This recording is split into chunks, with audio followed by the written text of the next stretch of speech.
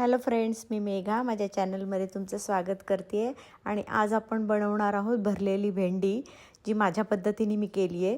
तर तुम्ही ही रेसिपी नक्की बघा आणि तुम्हाला आवडलं तर मला सांगा आणि कमेंट करून सांगा. आणि चॅनलला सबस्क्राईब करा, व्हिडिओला लाईक करा आणि शेअर करा. तर आपण रेसिपीला सुरुवात करूया. इथे मी स्विगीवरनं मागवली 1/2 किलो भेंडी आहे. तर मी आत्ता पहिल्यांदा मागवली आहे ही अशी. तर हे कापून घेते मी प्लास्टिक.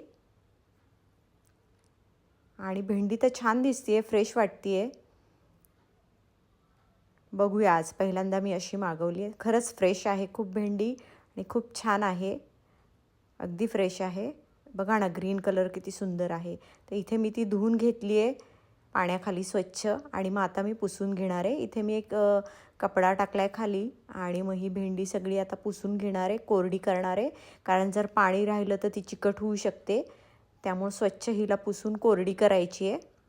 अगदी एक एक भेंडी पुसून काढायची आहे स्वच्छ, म्हणजे आपली अजिबात चिकट होणार नाही,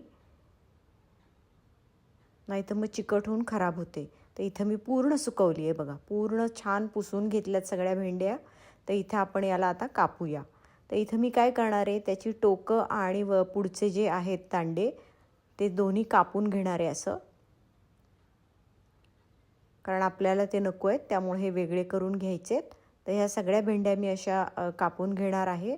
त्याची टोकं आणि तोंड सगळी कापून टाकणार आहे. कारण आपण ही भरलेली करणार आहोत, त्यामुळे बारीक चिरणार नाही आहे मी भेंडी. तर ह्या सगळ्या आता कापून घेतल्यात मी, बघा अशा सगळ्या कापून घेतल्यात. आणि आता आपण काय करायचे माहिती का, त्याला अशी उभ्या चिरा द्यायच्यात. आपल्याला भरून करायच्या असल्यामुळं अशा उभ्या चिऱ्या करायच्यात आणि बघूनही घ्यायची, भेंडी खराब आहे का, त्याला कीड लागली आहे का, असं बघून घ्यायचं आहे.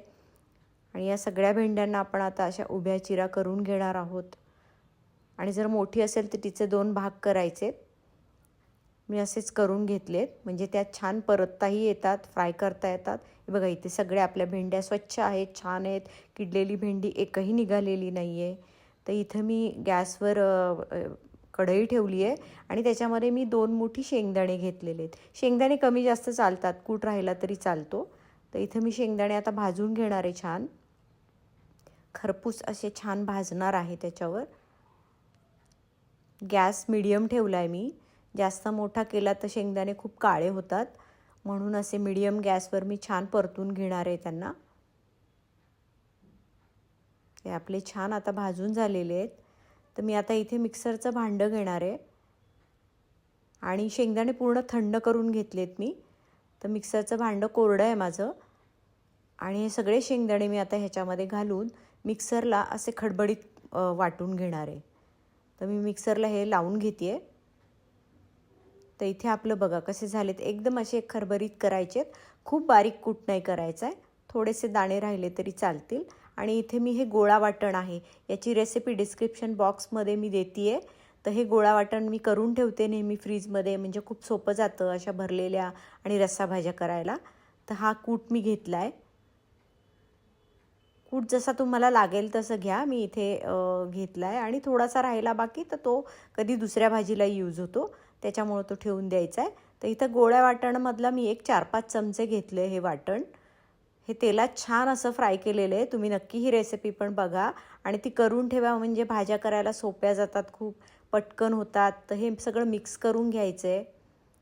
हे मी छान मिक्स करून घेते आता. आणि ह्याच्यामध्ये तेल असल्यामुळं काही गरज नाही आहे. आता थोडंसं मीठ घेतलं आहे चवीप्रमाणे आणि परत एकदा मिक्स करून घेणार आहे मी. ह्याच्यामध्ये पाणी घालायची काही गरज नाही आहे, कारण त्या गोळा वाटणमध्ये जे तेल आहे त्याच्यामुळं थोडंसं असं ओलसर होतं हे वाटण. तर ह्याच्यामध्ये आता मी भरून घेणार आहे, सगळ्या भेंड्यांमध्ये आपण हे भरूया, छान अशा भरून घेऊयात.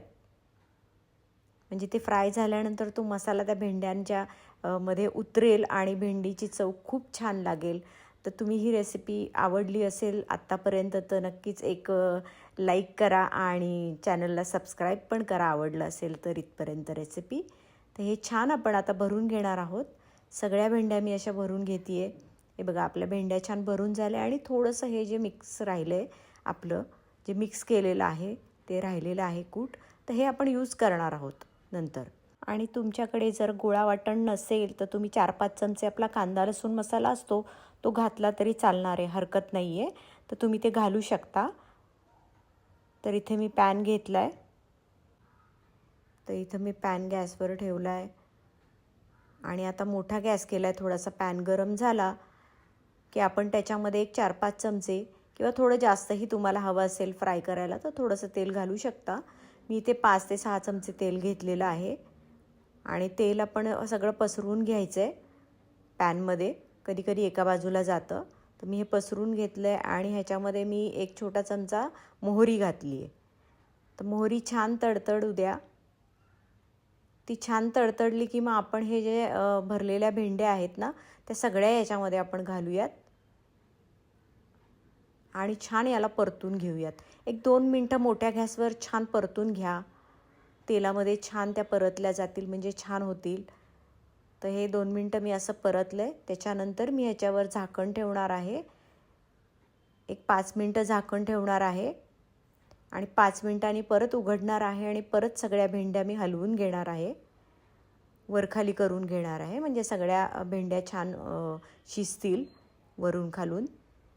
तर परत एकदा मी झाकण ठेवलेलं आहे आणि परत एक 3-4 मिनटं ठेवणार आहे. इथे आपली 3-4 मिनटं झालेली आहेत. आता आपण परत उघडूया झाकण आणि हे बघा आता भेंड्या तुम्हाला दिसत असतील जवळपास झालेल्याच आहेत, सगळ्या छान झाल्यात. तर या मी थोड्याशा परतून घेते, हलवून घेते आणि त्याच्यानंतर आपण जे राहिलेलं आपलं जे मिक्स होतं ना कूट आणि मसाल्याचं जे आपण केलेलं होतं जो मसाला, तर तो आपण ह्याच्यामध्ये आता घालूया. हा सगळा घालून घेऊया आपण. आधी का नाही घातला तर तो जळेल म्हणून मी आधी नाही घातला आहे. तर हे आपण आता सगळं घालूया मिक्स आणि हे छान आता आपण परतायचं आहे. हे छान परतून घ्यायचं आहे. 1-2 मिनटं परतलं तरी चालेल, कारण ते कूट आणि हे सगळं भाजलेलं असल्यामुळे त्याला काही वेळ लागणार नाही. तर हे छान आपण असं परतून घेऊयात 1-2 मिनटं. गॅस मिडियमच आहे आपला, मोठा नाही केला आहे. तर हे छान असं परतून घेतल्यानंतर आपली भेंडी बघा तयार झालेली आहे छान. आणि तुम्ही अशी नक्की करून बघा आणि तुम्हाला ही रेसिपी आवडली असेल तर व्हिडिओला लाईक करा, शेअर करा आणि चॅनलला सबस्क्राईबसुद्धा करा. आणि अशाच नवीन नवीन रेसिपीमध्ये मी परत भेटणार आहे आणि तुम्हाला हा व्हिडिओ आवडला का नाही मला कमेंटमध्ये सांगा आणि आपण परत भेटूया नवीन रेसिपीजमध्ये. तर ही अशी आपली भेंडी फ्राय तयार झालेली आहे. छान आपली भरलेली भेंडी झालेली आहे. अजिबात पाण्याचा वापर कुठेही केलेला नाही आहे. तर तुम्ही ही नक्की करून बघा आणि पुन्हा भेटूया आपण नवीन रेसिपीमध्ये. थँक्यू.